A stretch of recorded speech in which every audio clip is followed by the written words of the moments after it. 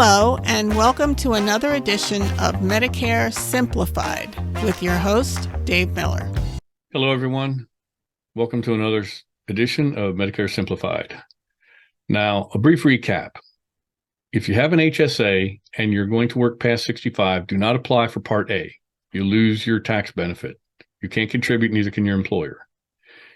Everyone that is going to retire at 65, apply for A and B and go through the motions that we did yesterday.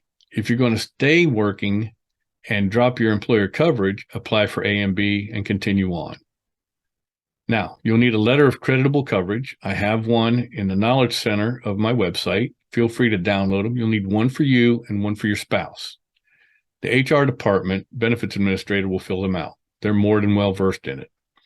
You'll need one copy for Social Security or Medicare. One of them will ask for it, guaranteed.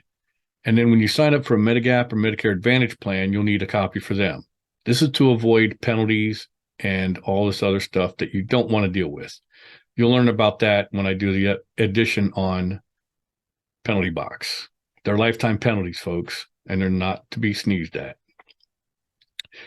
Then when you apply for A, or if you're doing A and B at the same time, you'll get a call from Social Security. What I suggest doing is when they call you, if they can't say when you applied for Medicare, Part A or A and B, then I would say, I'm not comfortable. I want to make sure I'm not having my identity stolen. I will call Social Security and make an appointment for this call. Believe me, it's worth doing. Once you've verified who they are and they call you on the date and time you set the appointment for, plus or minus a few minutes, of course, they're going to ask for your birth date, your Social Security number, and a lot of questions that only you should know the answer to. This is to verify who you are and avoid fraud and identity theft. So be ready for that phone call. It takes about 15, 20 minutes, and it can be quite annoying, but it's for your own benefit. Now, let's hop back in the car, go down the road, and get off at Medicare. What we're going to do is we're going to create a mymedicare.gov account. So go to mymedicare.gov, and when you get there, you'll see a young lady there. It says, "Welcome to Medicare." And you'll have four options: log in and create an account, which is what we will be doing in a second; find drugs and health plans; find providers; and talk to someone. Well, for today, we're going to go to log in and create an account. You'll need your Medicare card with Part A on it in order to do this, because you're going to have to enter your Medicare number. That's that one that has all these letters and numbers mixed up, and your month and year for the effective date, which you'll say hospital Part A, and then to the right, you'll see a date. That's the date they want, month and year only, because they're always going to be 01 to start. Once you get to there, you will enter your information, your last name, and your password that you will create. Just follow their guidelines and you'll be good. Now, if you forget your password or your login name, don't worry. It's not like Social Security. That was a nightmare. Here, it's a lot simpler, and you'll get a new password in the mail. Email, that is. Now, once you've done all that and you're logged into your account, you'll get a welcome screen with your name on it saying, "Welcome, Dave." There's two things I'm going to talk about here right away. Editing account settings, which is what we're going to do first. And then I'll show you how to print your own Medicare card. And then we'll take a brief look at all other options.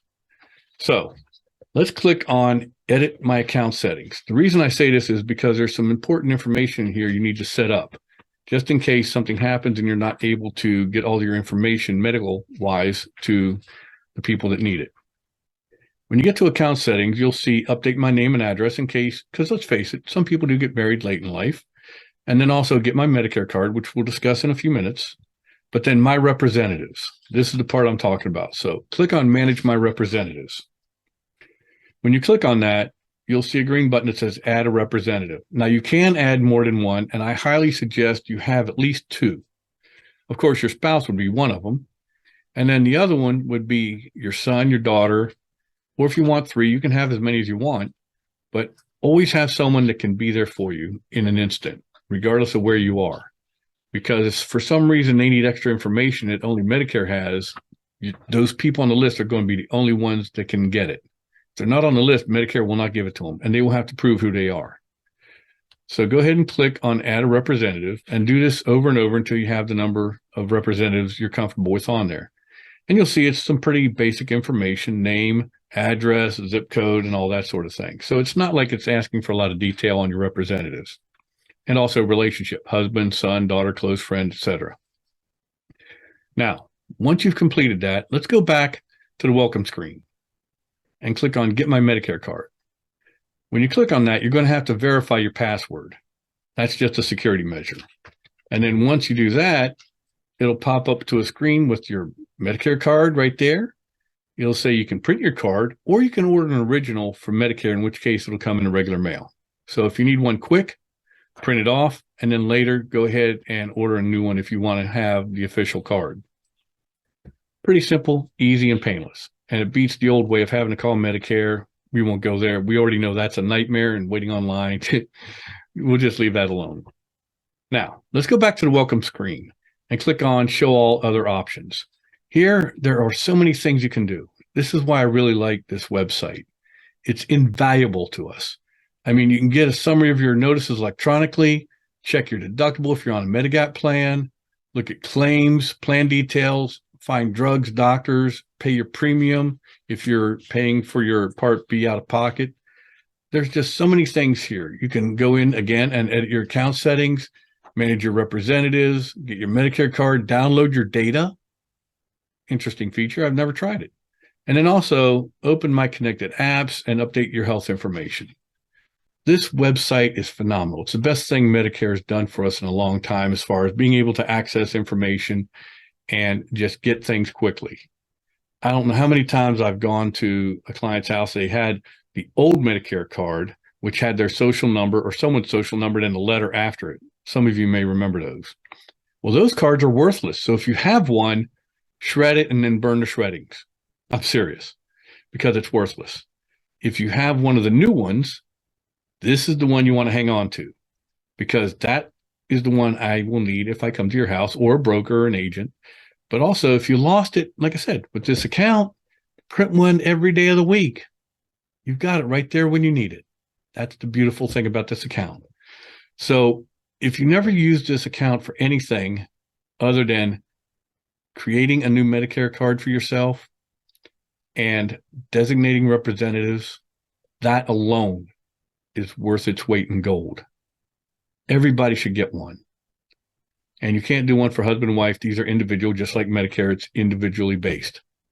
So I hope this information was helpful to you. As always, I appreciate any comments, requests. Please get a hold of me on my email address at dave@mig4u.net, or my website, mig4u.net. I appreciate all input I can get, and I like to help as many as I can. This has been another edition of Medicare Simplified Podcast with your host, Dave Miller. I look forward to speaking with you again soon and continuing our journey. Have a great day. If you've enjoyed this podcast and don't want to miss future episodes of Medicare Simplified with me, Dave Miller, please subscribe wherever you get your podcasts. And don't forget to check out my book, Medicare Ready, Set, Go, available on Amazon in paperback and Kindle format. If you're looking for Medicare advice, please reach out to me at dave@mig4u.net or online at mig4u.net.